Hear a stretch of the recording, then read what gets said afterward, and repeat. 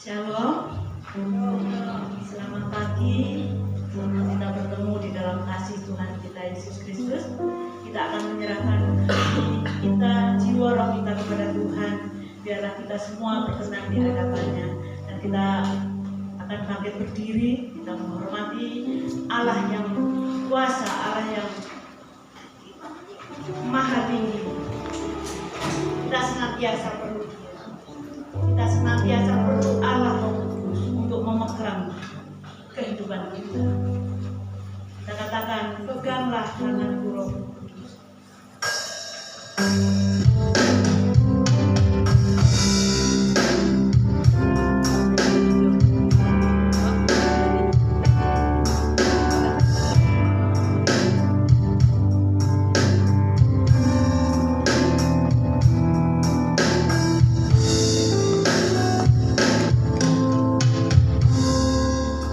Kita menyerahkan hidup kita membuka hati kita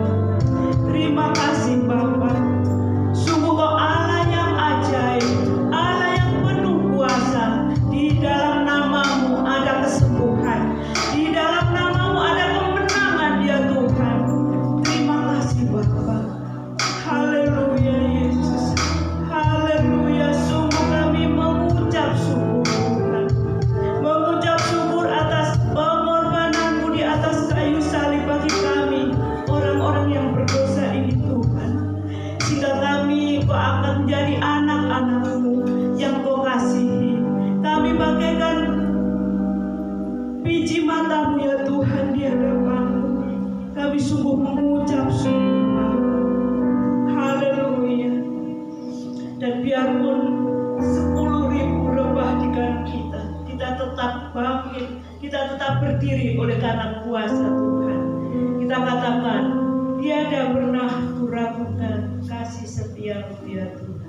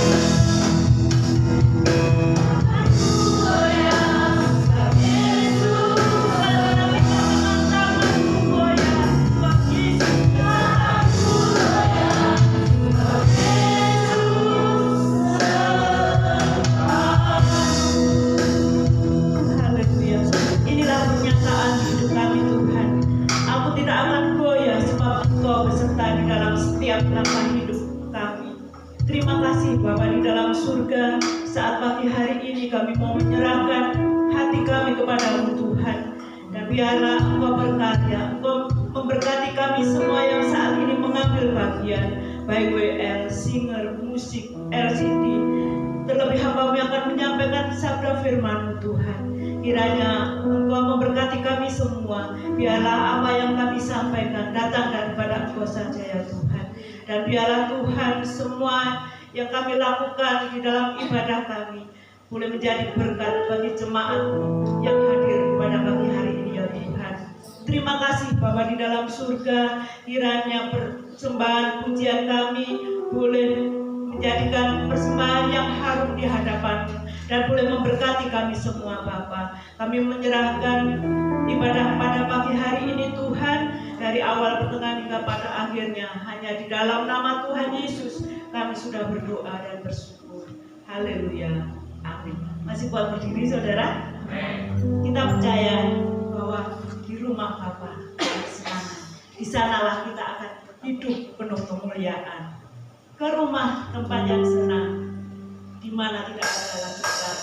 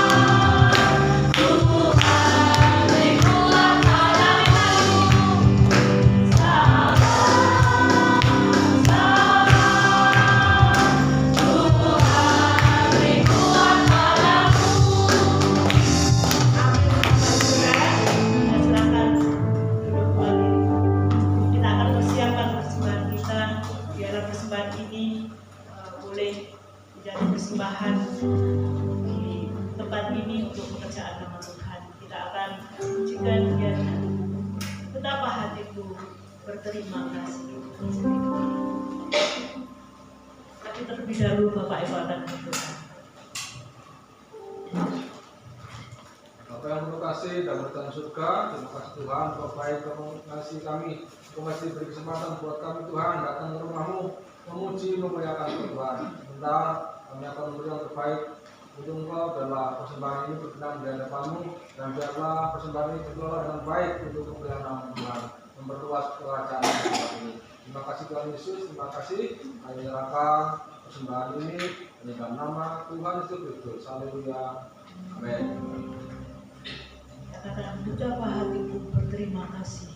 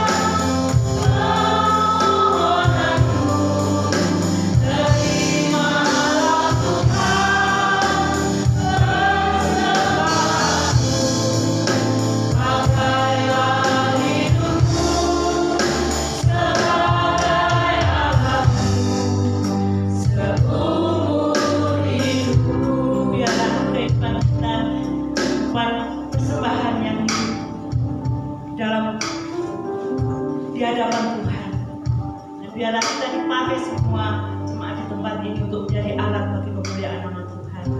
Sekali lagi saya undang untuk kita bangkit berdiri. Kita akan persiapkan hati kita untuk mendengarkan sabda firman Tuhan.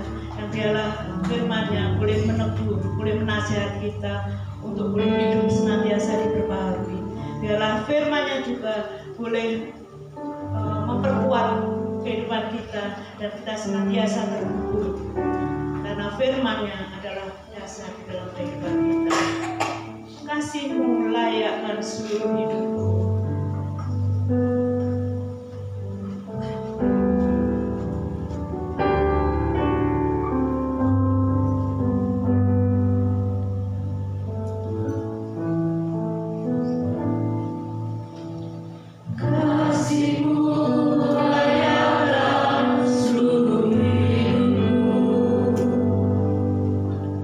mampukanku melakukan yang kau inginkan.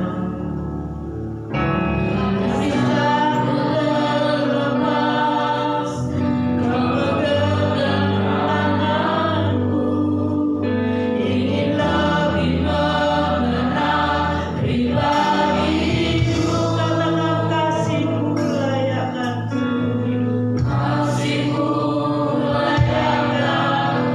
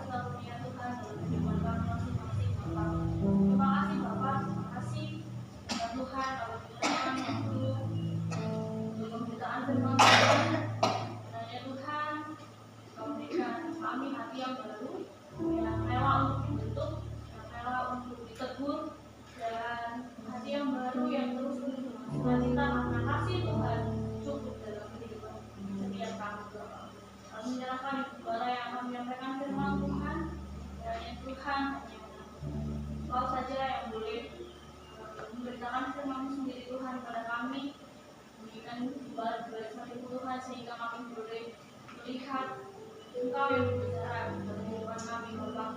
Dan kami rindu kami boleh menjadi pelaku-pelaku firman Tuhan, bukan hanya mendengar, tapi kami boleh melakukannya dalam kehidupan kami sehari-hari, sehingga dalam kehidupan kami boleh menghasilkan buah yang boleh dinikmati oleh orang, dan hidup kami boleh memuliakan nama Tuhan.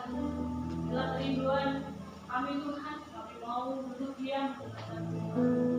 Hanya dalam nama Tuhan Yesus Kristus kami menyerahkan. Haleluya. Silakan duduk. Salam. Puji Tuhan, senang melihat Bapak Ibu Saudara semua di dalam kasih anugerah Tuhan. Baiklah, pagi hari ini kita akan belajar dari firman Tuhan tentang bangsa yang kudus hidup dalam kekudusan. Kita buka 1 Petrus pasal yang kedua ayat 9 dan 10. 1 Petrus pasal 2 ayat 9 dan 10.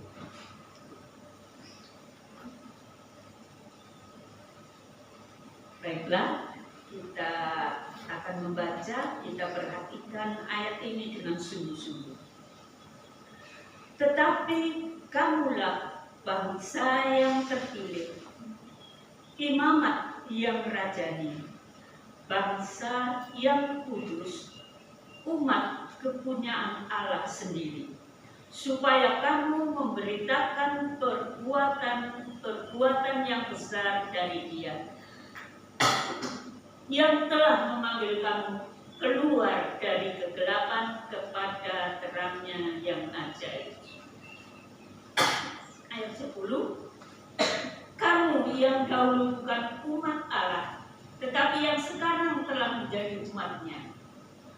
Yang dahulu tidak dikasihani, tetapi yang sekarang telah beroleh belas kasihan. Bapak, Ibu, dan saudara sekalian, marilah kita lihat apa yang dikatakan firman Tuhan tentang diri kita, tentang kehidupan kita. Pertama-tama kalau kita lihat ayat 10, kamu yang dahulu bukan umat, tetapi yang sekarang telah menjadi umatnya. Yang dahulu tidak dikasihani, tetapi yang sekarang telah beroleh belas kasihan. Kamu yang dahulu bukan umat, yang dahulu tidak mengenal Allah, tetapi oleh karena pengorbanan Kristus di atas salib, oleh karena kasih Allah, maka sekarang kita menjadi umatnya. Ada banyak perkara yang mulia, yang besar, yang tidak kita sadari kadang-kadang tentang siapakah diri kita yang telah dilepaskan Allah dari perbudakan dosa dan dijadikan anak-anak Allah. Tapi pagi hari ini mari kita lihat apa yang dikatakan dalam 2 ayat 9. Pertama, apa yang dikatakan di sana saudara?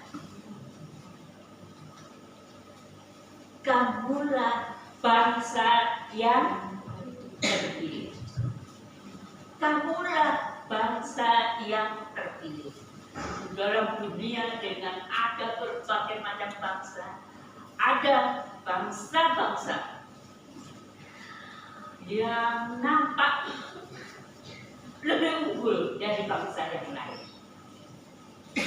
Tetapi di dalam dunia ini ada bangsa yang terpilih. Umat Israel adalah bangsa pilihan Allah. Tetapi bangsa pilihan Allah tidak terbatas kepada umat Israel. Orang yang telah beriman kepada Tuhan Yesus dan bertobat dari segala dosa dikatakan, kamulah bangsa yang terpilih. Kalau kita melihat bangsa Yahudi mempunyai berbagai macam keistimewaan dalam hidup mereka, kita bangsa yang terpilih secara rohani tidak kelihatan, tetapi kita mempunyai keistimewaan yang Tuhan sediakan bagi kita. Pertama, kita bukan hanya bangsa yang terpilih, dipilih di antara sekian miliar manusia di seluruh dunia, dari sejak Adam dan Hawa sampai nanti akhir zaman. Kita orang-orang yang terpilih, kita luar biasa, dan kita dijadikan imamat yang rajani. Apa imamat itu saudara? Para imam adalah orang yang menjadi penghubung antara umat dengan Allah. Orang Yahudi pada masa yang lalu, mereka menjadi orang atau menjadi umat yang kalau mau bertemu dengan Allah, kalau mau menyampaikan sesuatu kepada Allah, harus melalui para imam. Tetapi sekarang kita dipilih untuk menjadi imam-imam yang menghubungkan orang lain kepada Tuhan.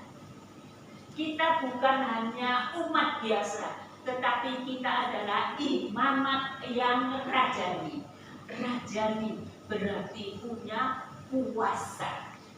Namun kekuasaan kita tidak terlihat secara jasmani.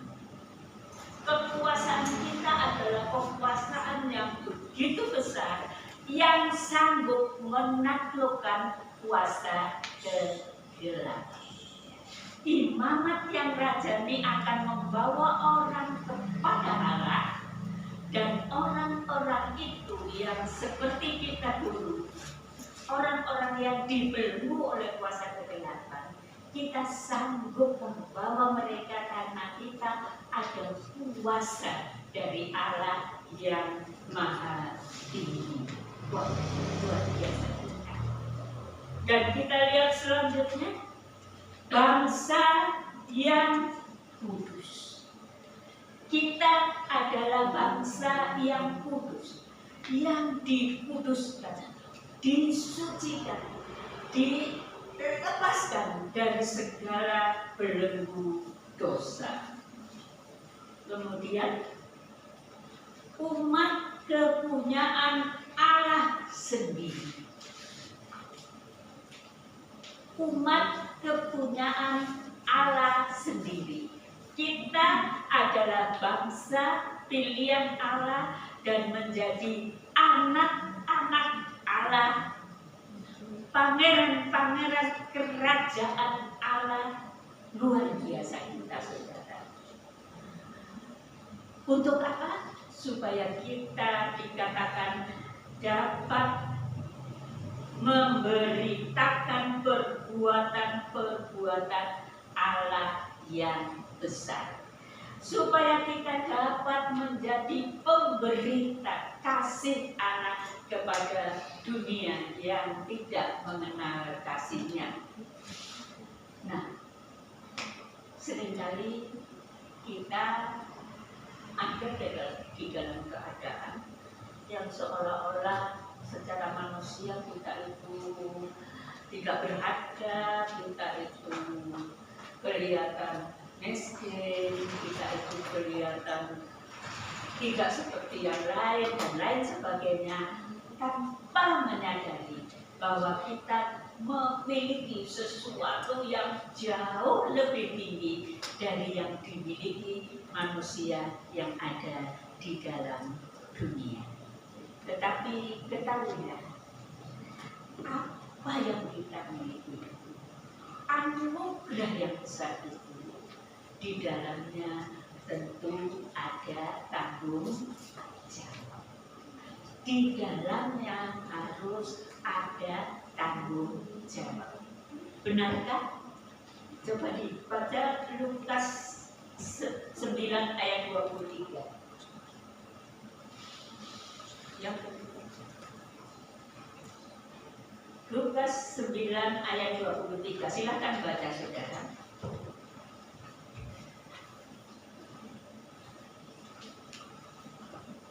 Silakan salah satu baca.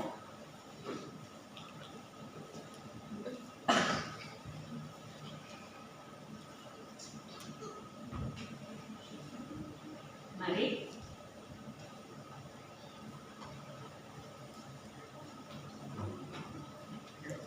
Dengan waktu saudara yang sudah dapat, silakan cepat membacakan. Lukas 9 ayat 23. Lukas 9 ayat 23, katanya kepada mereka semua, setiap orang yang mau mengikut aku, ia harus menyangkal dirinya, memikul salibnya setiap hari dan mengikut aku. Siapa yang mau mengikut aku, hendaklah satu, menyangkal diri. Yang kedua, memikul salib dan mengikut aku. Jadi, kalau kita diberi yang mulia, yang tinggi, yang terhormat, itu bukan untuk hidup seenaknya, bukan untuk hura-hura, saudara. Tetapi siapa yang mau menjadi pengikutku, kata Tuhan, dia harus berani menyangkal diri, mengangkat salib, baru menjadi pengikut Tuhan. Nah, kita perhatikan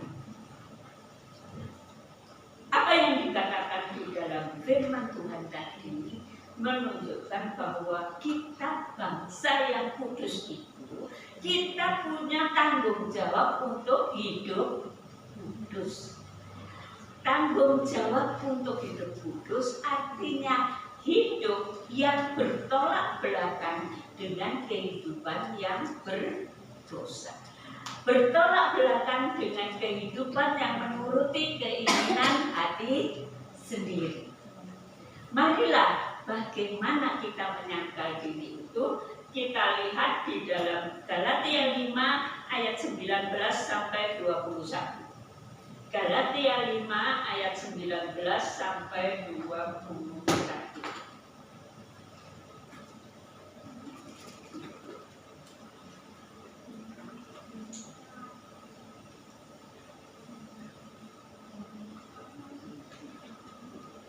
Yang membacakan silakan cepat.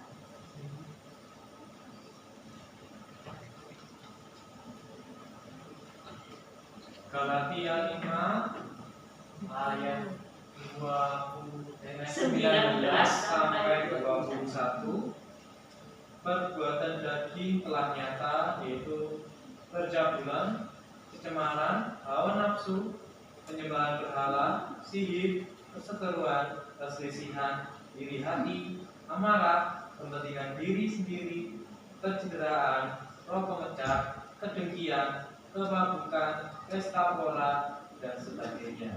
Terhadap semuanya itu kuperingatkan kamu seperti yang telah kubuat dahulu, bahwa barang siapa melakukan hal-hal yang demikian, ia tidak akan mendapat bagian dalam kerajaan.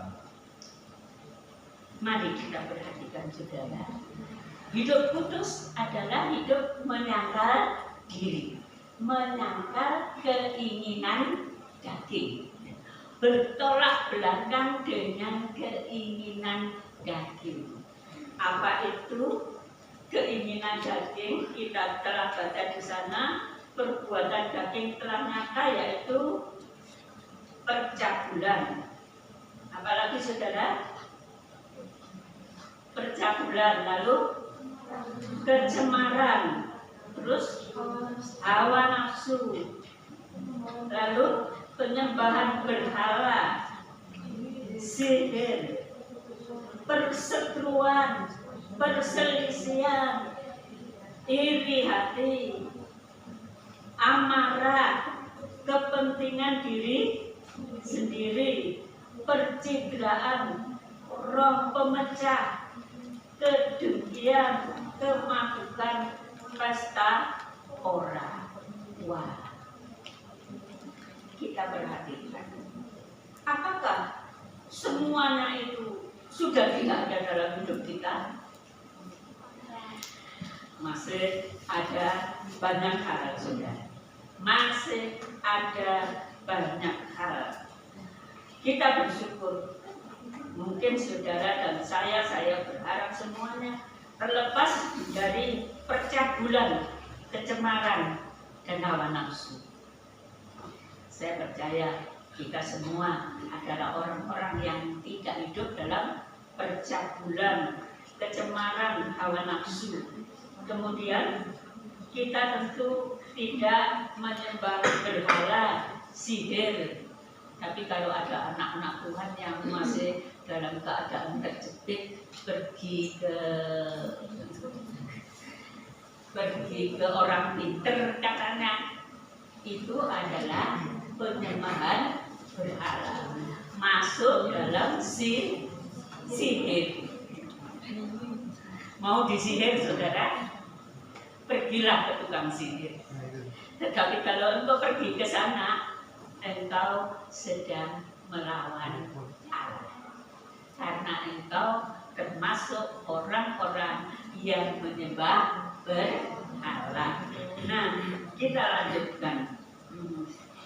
Di samping ya ada percabulan, kecemaran, hawa nafsu, penyembahan berhala, sihir yang seringkali banyak kita lakukan di tengah kehidupan, ialah apa? Apa saudara? Perseteruan, perselisihan, iri hati, amarah, kepentingan diri sendiri, percidraan, roh pemecah. Ada enggak di antara kita? Jangan katakan tidak ada, ya. Seringkali terjadi perseteruan, perselisihan, iri hati, amarah, memikirkan kepentingan diri sendiri, percidraan, roh pemecah. Itu sudah terjadi di tengah-tengah kita. Tetapi marilah kita sebagai orang yang diangkat tinggi oleh Allah, kita lepaskan diri dari semua itu. Amin. Jangan ada iri hati, jangan ada saling membenci, jangan ada pikiran-pikiran yang negatif terhadap orang lain. Jangan ada yang merasa diri sendiri hebat, saudara. Kalau begitu nanti kita tidak masuk dalam keputusan Tuhan. Dan di dalam ayat 21 yang terakhir dikatakan mereka yang begitu, ia tidak akan mendapat bagian dalam kerajaan Allah. Jadi kita yang hidup seperti yang dituliskan dalam ayat 19 sampai 21 tadi, kita tidak akan mendapat bagian dalam kerajaan Allah. Tetapi baiklah, Allah itu bukan Allah yang suka menghukum. Allah penuh dengan kasih. Dan Allah mau kalau kita sadar tentang sesuatu yang tidak benar di dalam hidup kita, kita akan bertobat. Kalau kita bertobat, Tuhan ampuni, Tuhan pulihkan kehidupan kita, Tuhan tidak membuang kita. Kita akan masuk dalam kemuliaannya yang kekal. Tetapi sekarang semua itu jelas bagi saudara ya. Kedengkian, kedengkian, perselisihan, iri hati, amarah dan lain sebagainya. Sekarang kita akan melihat dua kata yang terakhir, yaitu kemabukan dan pesta pora. Kemabukan dan pesta pora. Seringkali hal ini tidak dimengerti dengan jelas, sehingga ada banyak orang Kristen, apalagi di daerah-daerah Kristen sana, kemabukan itu menjadi hal yang biasa.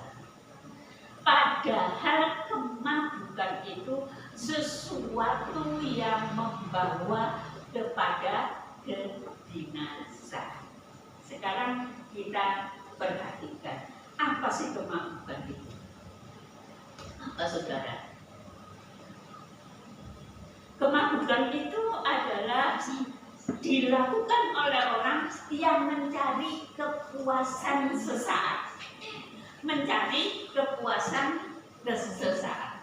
Dan kemabukan itu akhirnya membawa kecanduan.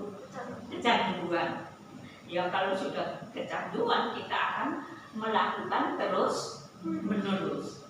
Tetapi akhirnya membawa kepada kehancuran kehidupan. Semua itu diusahakan, direncanakan oleh kuasa kegelapan untuk membawa orang yang percaya masuk di dalamnya. Untuk membawa orang percaya masuk di dalamnya. Kalau sudah masuk di dalamnya, sudah sekali mabuk, nanti ingin mabuk lagi. Benar tidak? Kalau sudah mabuk terus, akibatnya hidupnya hancur. Itu yang diinginkan oleh kuasa kegelapan. Karena itu, hari ini supaya lebih jelas, kita belajar tentang apa sih yang membawa kemabukan bagi manusia. Yang pertama, mungkin saudara bisa membaca di sana, adalah narkoba. Kita semua sudah tahu bahwa narkoba itu merusak sampai otak kita dirusak, sampai orang bisa menjadi tidak waras, menjadi gila karena narkoba. Dan orang yang sudah mulai memasukkan dirinya dalam narkoba, dia akan kecanduan dan akan terus-menerus melakukannya dalam hidupnya. Akhirnya menuju kepada kebinasaan, kehancuran secara jasmani, kebinasaan secara rohani. Jadi mari, terutama kaum muda, jauhkan dirimu dari narkoba. Yang kedua apa? Minuman keras. Saya harap tidak ada di sini yang suka menyentuh minuman keras. Minuman keras nggak seperti narkoba, tante. Minuman keras itu tidak membuat orang sampai gila. Tetapi minuman keras menghancurkan kehidupan. Saudara lihat saja orang-orang yang jalan-jalan saja sudah sempoyongan ya, baunya wangi ya.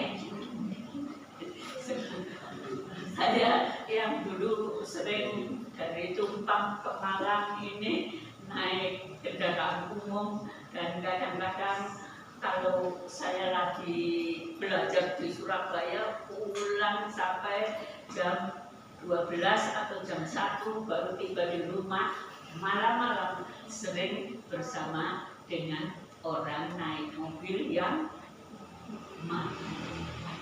Baunya saudara, baunya sangat, dan omongannya bagaimana? Saudara sendiri tahu. Orang yang mabuk itu bagaimana? Jadi kalau kita bangsa yang terpilih, imamat yang rajani, bangsa yang kudus, jangan memasukkan diri dalam kemabukan. Amin. Ada yang ingin mabuk?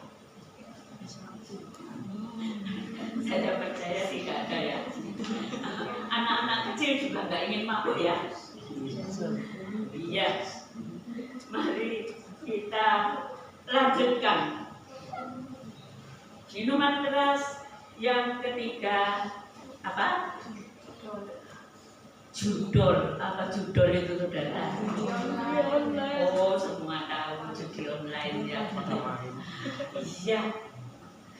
Kalau zaman waktu ya sudah 20 tahun yang lalu di Indonesia ini ada banyak orang yang menjadi aneh ya. Kalau malam hari, padahal biasanya orang takut ke kuburan, tapi malam hari pergi ke kuburan. Cari apa? Cari nomor. Oh, nomor ada di mana-mana, nomornya dicari di kuburan. Minta kepada setan-setan yang ada di kuburan sana untuk dapat nomor. Saudara, dalam perjalanan selanjutnya itu menjadi kelihatan yang lebih anggun ya, bersifat online. Waduh, hebat ini. Saudara tahu, kalau kita buka di YouTube atau buka apa, di sana pasti ada promosi yang demikian. Wanita sederhana yang tidak punya uang, tetapi dalam beberapa jam dia mendapatkan uang yang sekian banyak, sekian miliar. Dia sudah bisa beli rumah mewah, dia bisa beli mobil mewah. Itu kelihatannya hebat, saudara. Kelihatannya hebat dengan apa ya? Ngeklik-ngeklik di komputer saja, atau ngeklik-ngeklik di HP saja. Wah, dalam berapa jam dapat yang sekian banyak. Itu apa, saudara? Itu promosinya apa? Judi, promosinya judol, ya. Dan promosinya berbagai macam untuk mendapatkan uang yang banyak tanpa bekerja. Nah, hati-hati di online itu ada banyak macam. Bukan hanya judul saja, tetapi salah satunya adalah judi online yang menawarkan membawa kehancuran. Saya sudah mendapatkan cerita yang benar-benar terjadi, di mana ada adiknya teman saya yang sudah berkeluarga, kehidupannya sudah cukup enak, tapi kemudian dia ingin lebih mendapatkan lebih, lalu dia mulai ikut judo. Pada awal-awal memang itu penipuan, saudara. Pada awal-awal orangnya dapat uang sampai bisa dapat 30 juta. Wah, lumayan. Karena sudah dapat 30 juta, dia tentu ingin dapat terus. Akhirnya dia sampai menjual seluruh isi rumahnya karena dia terhutang 150 juta. Sampai kulkas-kulkasnya dijual, sampai apapun yang bisa dijual. Gara-gara awal mendapat berapa? 30 juta. Akhirnya dia harus membayar 150 juta. Coba lihat, saudara. Judul itu adalah bagian dari kemampuan yang membuat orang itu jadi apa ya? Kecanduan. Dan satu yang dikatakan yang memang terjadi, Indonesia masih terkenal sebagai negara yang miskin. Tetapi uangnya Indonesia banyak lari keluar ke Thailand sana. Kenapa? Karena judo. Dan sedihnya yang terkena judo adalah orang-orang yang kehidupan ekonominya di bawah. Orang-orang yang jadi pengusaha, orang-orang yang mereka tahu, mereka yang punya banyak duit itu mereka tahu bahwa itu adalah tipu daya. Tetapi masyarakat Indonesia yang tidak mengerti yang sebenarnya, mereka lah yang terkena. Dan begitu banyak orang akhirnya hancur kehidupannya karena judo. Sekali lagi saya berharap anak-anakku yang masih muda yang suka dengan HP, suka dengan yang bersifat online, hati-hati, jangan mudah tertarik kepada hal yang kelihatannya istimewa. Tidak hanya membawa engkau hancur dalam kehidupan ini, tapi akhirnya membawa engkau kemana? Ke neraka. Dalam kehidupan kekal nanti. Dan kita terus menerus begitu. Karena itu jangan ya hati-hati anak muda. Tetapi kasih Tuhan masih luar biasa. Kalau seandainya terjadi engkau mengalami yang sama, bertobatlah. Tuhan mau menerima engkau kembali. Tuhan mau memulihkan engkau. Amin. Dan yang berikut adalah yang dianggap orang sesuatu yang biasa. Apa itu, saudara? Merokok dan vape. Mungkin kalau merokok, saudara tahu bahwa itu adalah yang biasa dilakukan oleh banyak orang. Tetapi kalau kita anak-anak kerajaan Allah yang diangkat dari kehidupan yang cemar, mari kita perhatikan, jangan mencemari kekudusan hidup kita dengan hal. Kadang-kadang saya pikir orang ini aneh ya. Sudah tahu bahwa merokok itu menjadi penyebab apa? Penyebab kena kanker. Nah, saudara, di dalam dunia ini ada banyak orang yang rela mengeluarkan begitu banyak duit untuk apa? Untuk disembuhkan dari kanker. Dan itu diketahui oleh manusia di dalam dunia ini. Tetapi karena mereka hatinya belum terbuka, tidak mengenal Tuhan sebagai juru selamat, maka mereka gampang ditipu. Tahu kalau hal ini membuat saya bisa terkena kanker, membuat keluarga saya bisa terkena kanker. Apalagi kanker yang lain adalah kantong kering, ya. Kantong kering. Bapak Ibu Saudara, marilah kita perhatikan.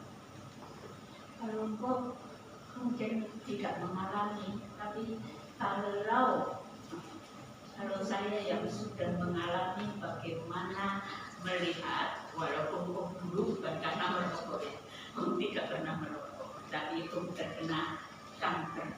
Itu sesuatu yang sangat menyakitkan, bukan hanya menyakitkan, tetapi saya juga menjadi merasa itu sakit, itu sedih. Saudara,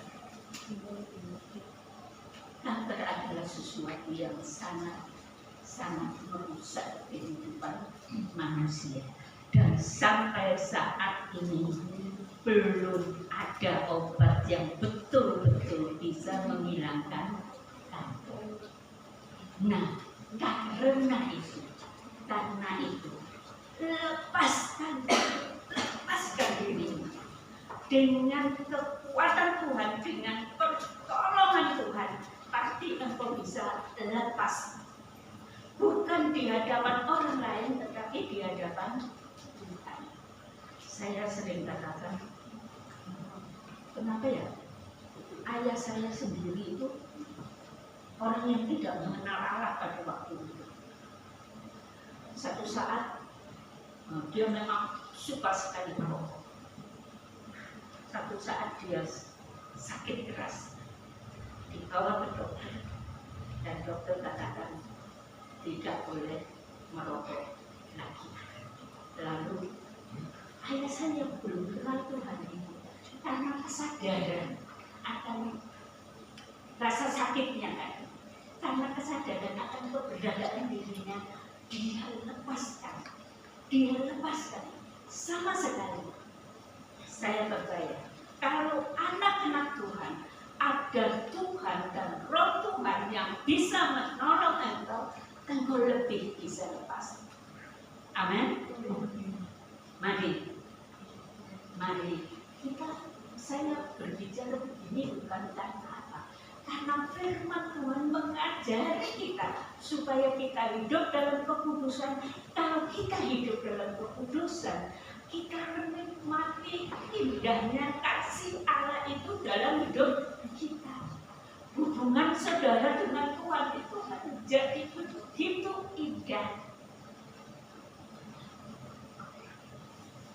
Saya berkata begitu karena saya mengalami, banyak orang mengalami bagaimana hidup bersama Tuhan itu kita mengalami hal-hal yang luar biasa indahnya.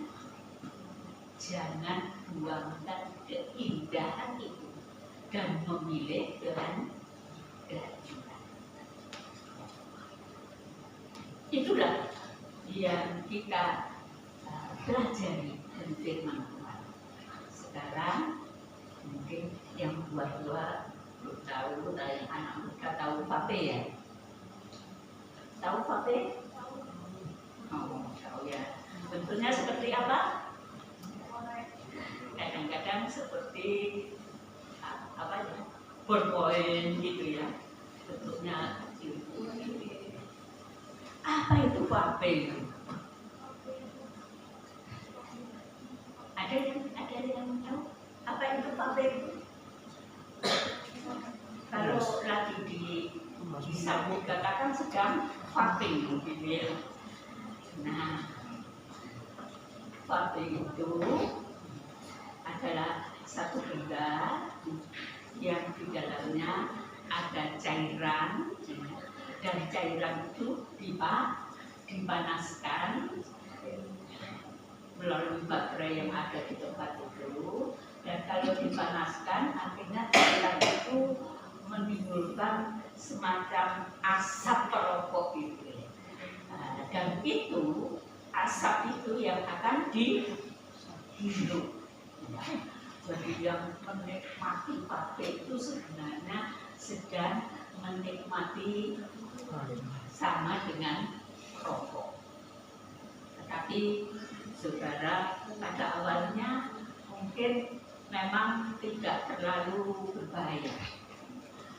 Ada yang tidak mengandung nikotin, tetapi tetap ada yang berbahaya, mengandung zat perasa dan zat lain yang sehubungan dengan kimia.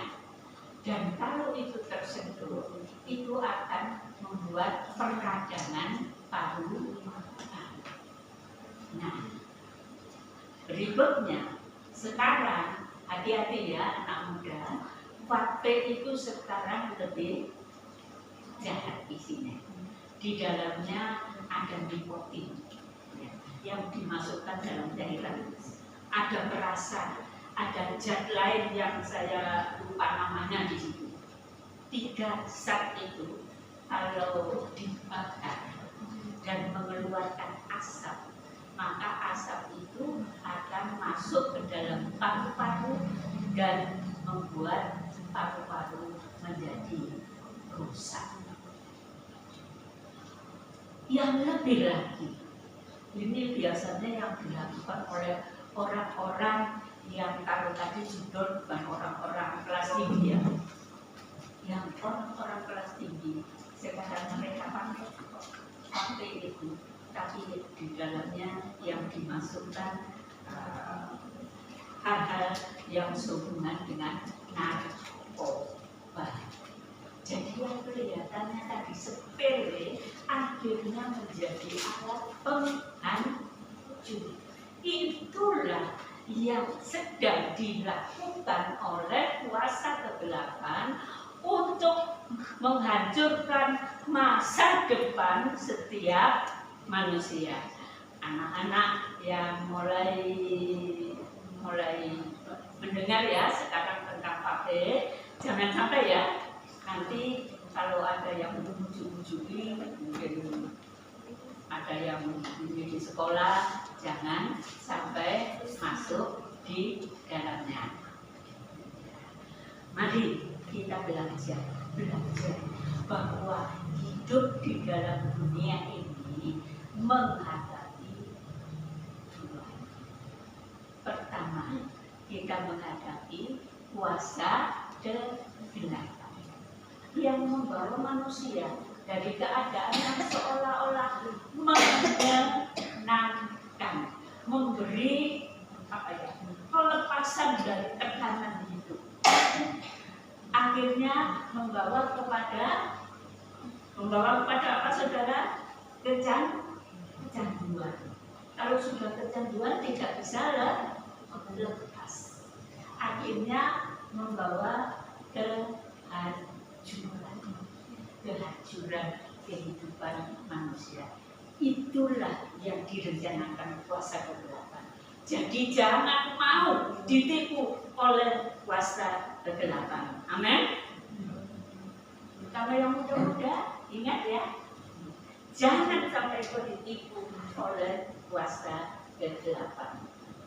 Mungkin yang tua-tua nggak tahu HP. Mungkin ada yang tahu, tetapi kebanyakan nggak tahu. Mari kita melihat bahwa di lain itu, di sisi lain ada Roh Allah yang agung, yang mulia, yang maha tinggi, yang akan bisa menolong kita masuk dalam kemuliaan. Kita lihat yang terakhir, bahwa yang ketiga, Mas Angges sudah ya, bahaya besar. Bagaimana bisa lepas dari bahaya itu? Coba tolong seorang membacakan ayat 21 dari Galatia 5 dan ayat 24.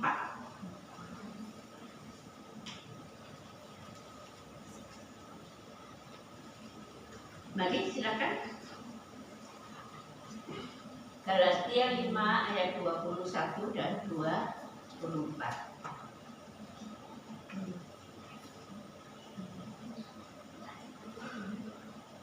Galatia 5 ayat 21 dan 24, demikian firman Tuhan, kebencian, kemabukan, pestapora dan sebagainya, terhadap semuanya itu kuperingatkan ke kamu seperti yang telah kubuat dahulu, bahwa barang siapa melakukan hal-hal yang demikian, dia tidak akan mendapat bagian dalam kerajaan Allah.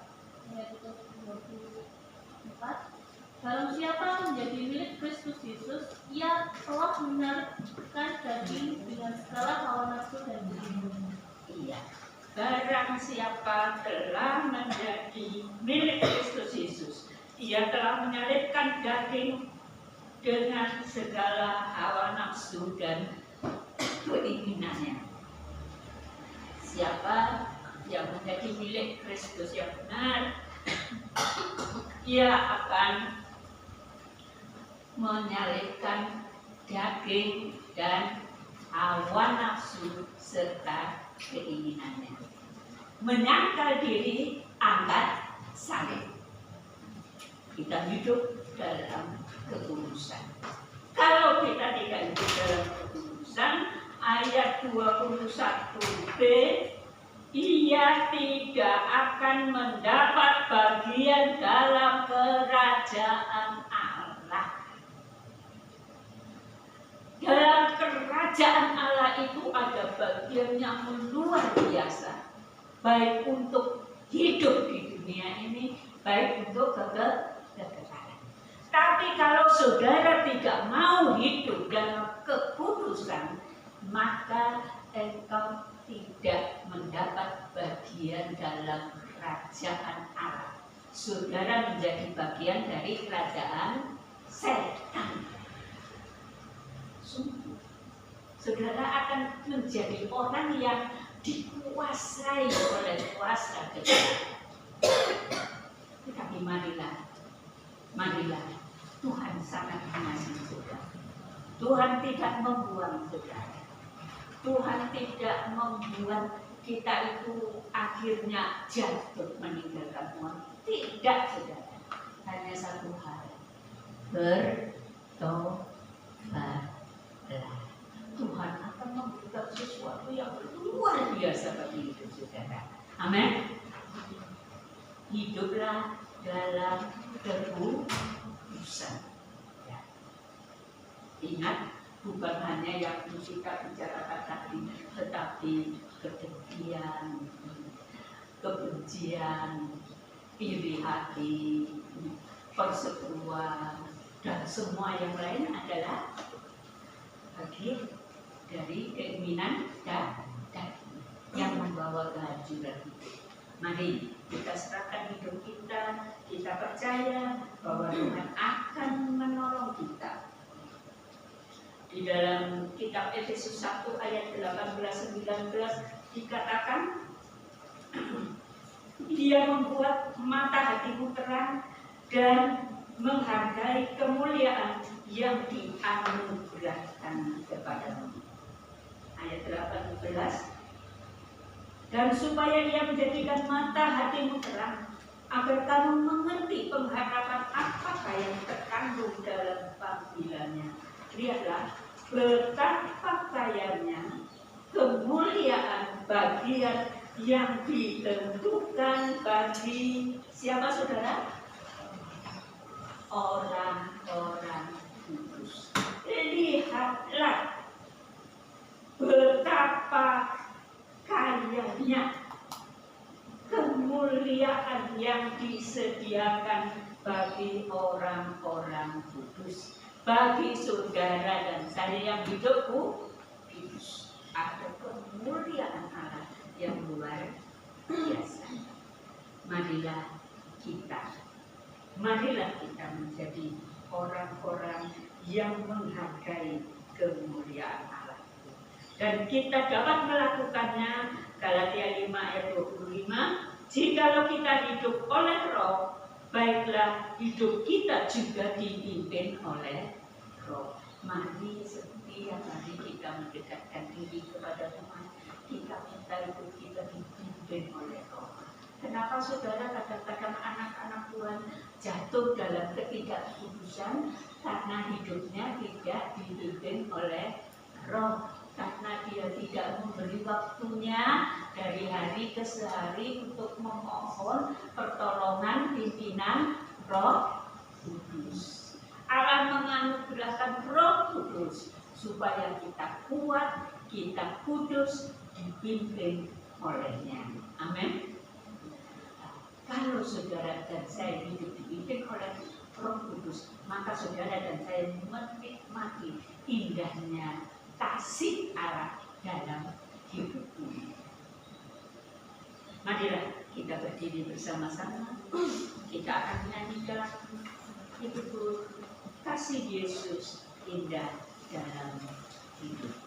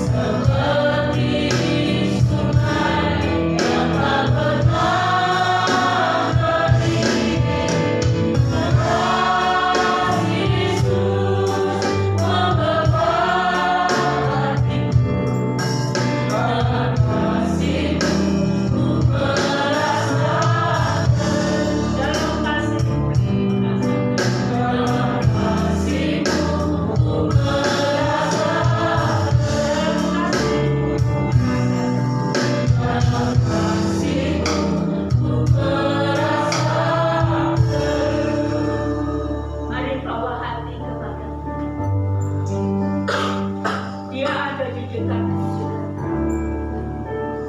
Dia mengasihi. Dia ingin engkau menikmati kasih-Nya. Karena itu serahkan hatimu. Jikalau ada dosa dalam hidupmu, bertobatlah. Tuhan mengampuni. Tuhan akan membimbing. Tuhan akan menyertai. Tuhan akan menolong dengan kuasa-Nya. Dan akhirnya engkau menikmati hidup dalam kasih Allah yang luar biasa. Dari sementara di dunia sampai kepada kekekalan. Mari kita nyanyikan sekali lagi. Kasih Yesus itu indah dalam hidup. Kemudian nanti Ibu Setiati akan berdoa.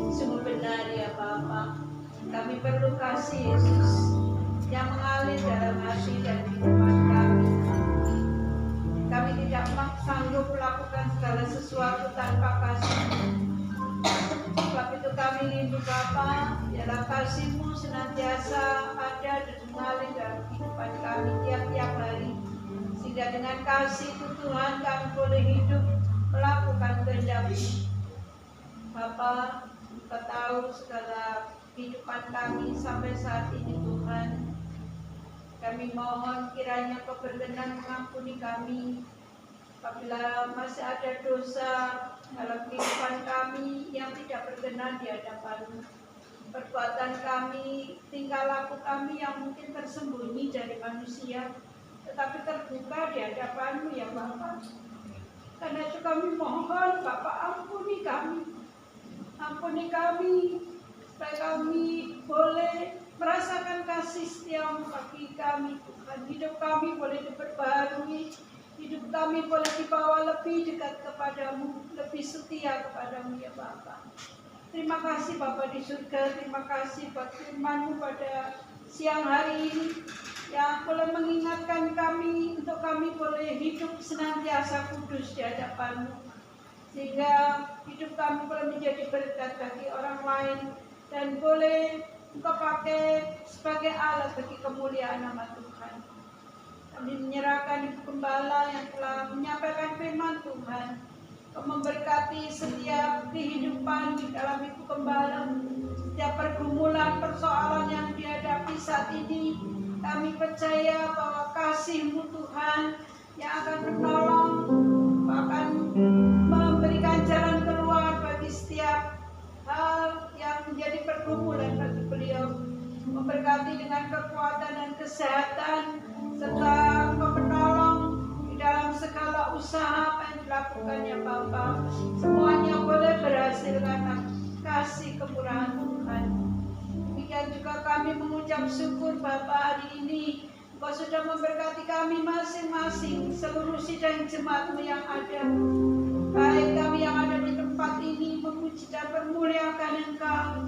Dan juga kami berdoa buat saudara kami yang belum bersama dengan kami sampai saat ini.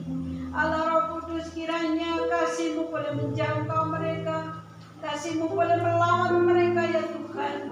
Berikan kekuatan baru, berikan semangat baru, sehingga mereka boleh kembali setia kepada-Mu ya Bapa. Terima kasih Bapa di surga, terima kasih, terpujilah nama-Mu. Di dalam nama Tuhan Yesus kami serahkan segala doa dan ucapan syukur kami. Haleluya, amin. Mari angkat tangan Bapak Ibu Saudara semua. Bapak Ibu Saudara yang saya kasihi, marilah kita pulang dengan segala berkat surga yang Bapa surgawi anugerahkan pada kita. Marilah kita pulang dengan kasih karunia anugerah Tuhan kita Yesus Kristus. Dan mari kita pulang bersama Allah Roh Kudus yang akan memimpin kita, menguatkan kita, menyertai kita, bahkan mengurapi kita untuk menjadi berkat bagi banyak orang. Biarlah kita pulang bersama Roh Kudus dari saat ini sampai Maranatha, Tuhan datang yang kedua kali. Di dalam nama Tuhan Yesus, saudara yang percaya katakan, silakan duduk saudara.